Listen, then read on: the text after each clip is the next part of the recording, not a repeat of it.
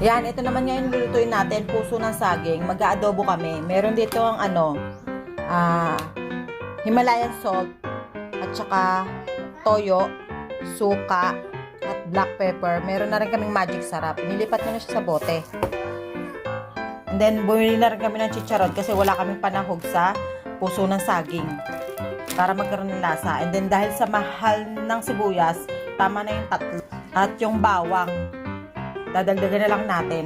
Marami akong bisita ngayon, kaya bumili na rin ako ng bahay nila na pwede nilang dikitan. Kaya, ayan.